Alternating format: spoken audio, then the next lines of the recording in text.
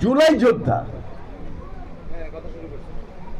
নামে জুলাই যোদ্ধা, প্রকৃতপক্ষে গতকালকে শাহবাগে যেটা হয়েছে আমি কি জুলাই যোদ্ধা?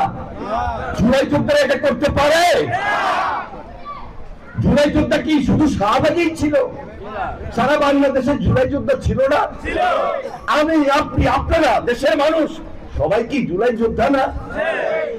তাহলে কিছু সংখ্যক জুলাই যোদ্ধা নামে যদি আমাদের বদনাম করে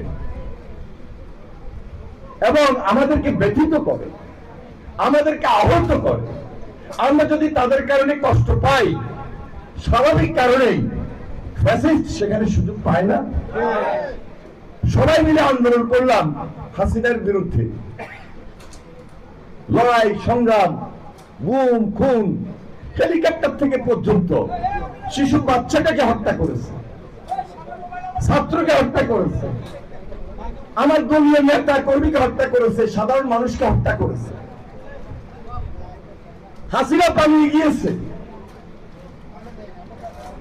কিন্তু আমরা সারা বাংলাদেশের সব যোদ্ধারা এক এবং ঐক্যবদ্ধ এখন পর্যন্ত থাকতে পারবো না এই একটি বছরের মাথায়। এটাকে দেশের মানুষ কি খুব ভালোভাবে নিবে? এই ব্যাপারে অনেক রাজনৈতিক দলের মধ্যে যারা গুরুত্বপূর্ণ ব্যক্তি, তাদের অনেক করণীয় ছিল, এখন পর্যন্ত তারা সেটা করছেন না।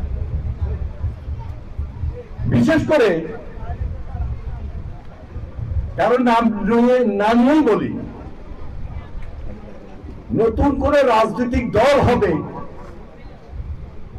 সেই জুলাই আন্দোলনের পর, এটা এদেশের ইয়াং সমাজ, তরুণ সমাজ আসলে চায় নাই। কারণ তারা মেধার জন্য লড়াই করেছে,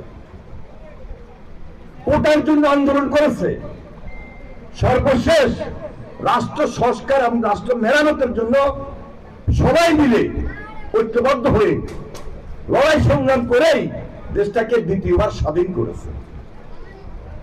তারা যদি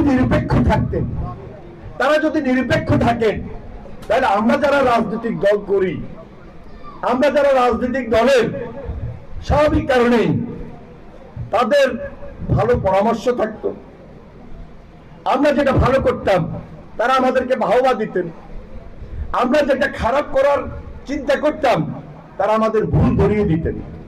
তাহলে তারা দেশের মধ্যমণি হিসাবে জুলাই আন্দোলনের সময় যেভাবে ছিলেন